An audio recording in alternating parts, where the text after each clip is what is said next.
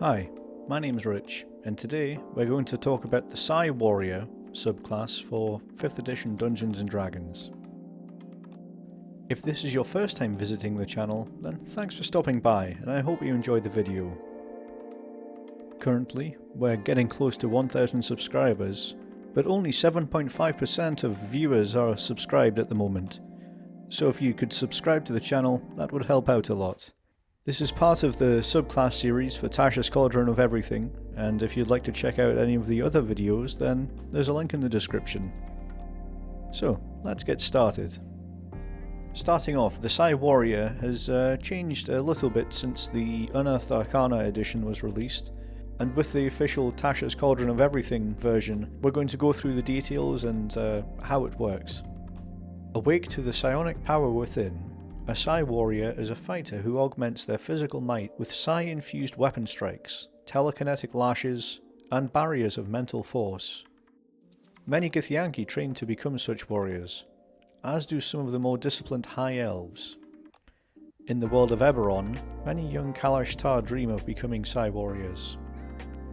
As a Psi Warrior, you might have honed your psionic abilities through solo discipline, unlocked it under the tutelage of a master, or refined it at an academy dedicated to wielding the mind's power as both a weapon and shield.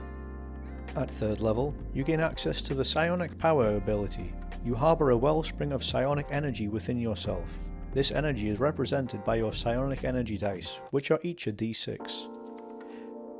You have a number of these dice equal to twice your proficiency bonus, and they fuel various psionic powers you have.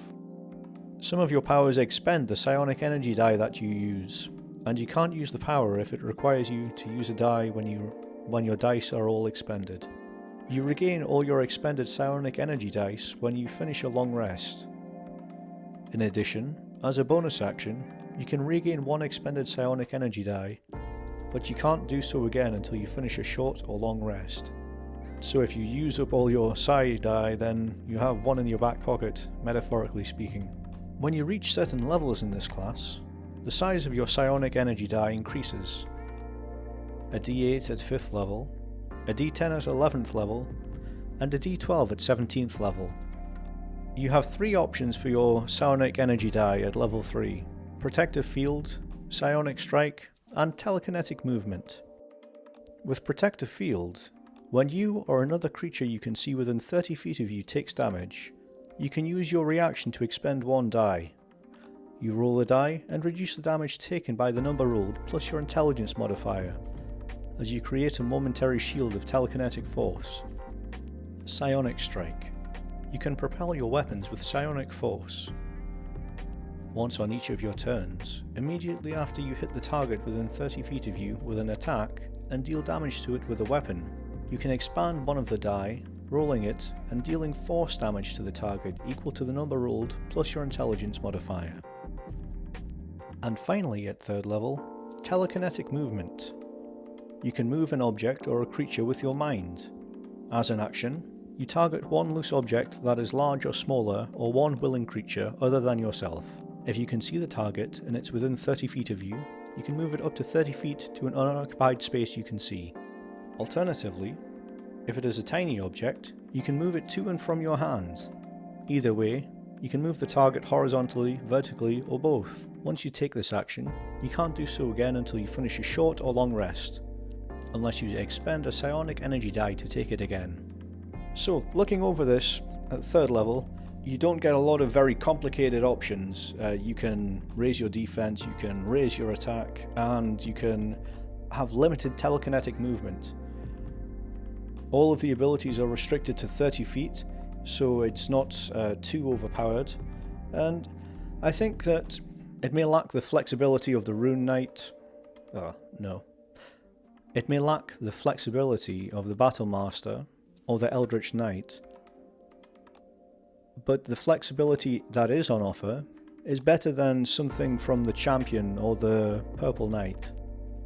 It's still simple enough for new players to get to grips with it without too much complication, but does add an extra boost.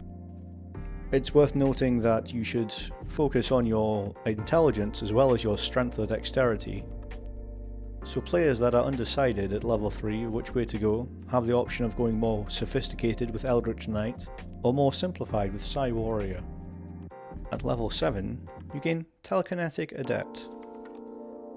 You have mastered new ways to use your telekinetic abilities. Psi Powered Leap. As a bonus action, you can propel your body with your mind. You gain a flying speed equal to twice your walking speed until the end of your current turn. Once you take this bonus action, you can't do so again until you finish a short or long rest, or unless you use a psionic energy die. Telekinetic Thrust.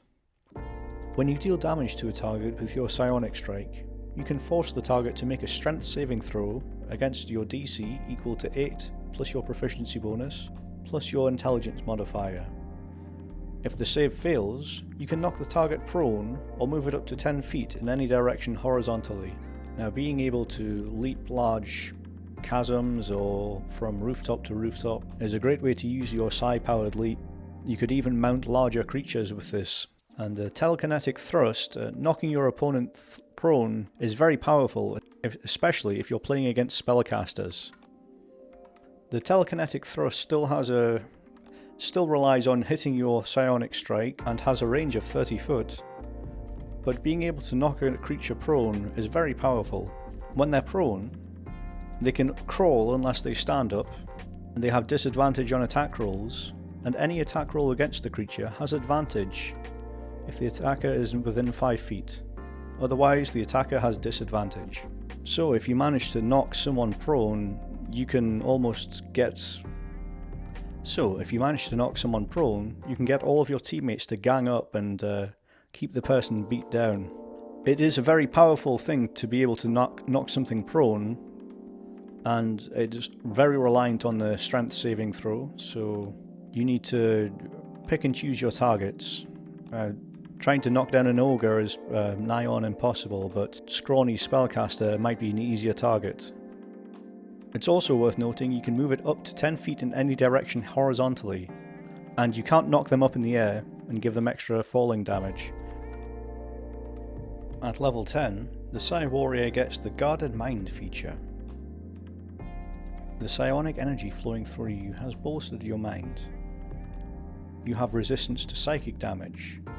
Moreover, if you start your turn charmed or frightened, you can expend a psionic energy die and end every effect on yourself subjecting you to those conditions.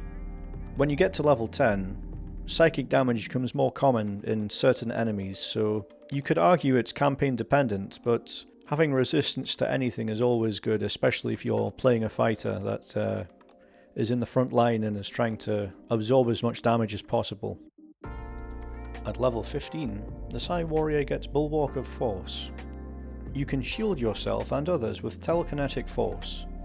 As a bonus action, you can choose creatures, which can include you, that you can see within 30 feet of you, up to a number of creatures equal to your intelligence modifier. Each of those chosen creatures is protected by half cover for 1 minute or until you're incapacitated. Once you take this bonus action, you can't do so again until you finish a long rest, unless you expend a psionic energy die to take it again.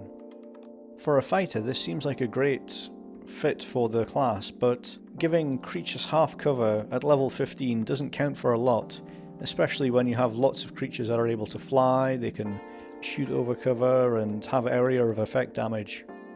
I would say it's not one of the strongest abilities I've seen, but it could have its uses in fringe cases.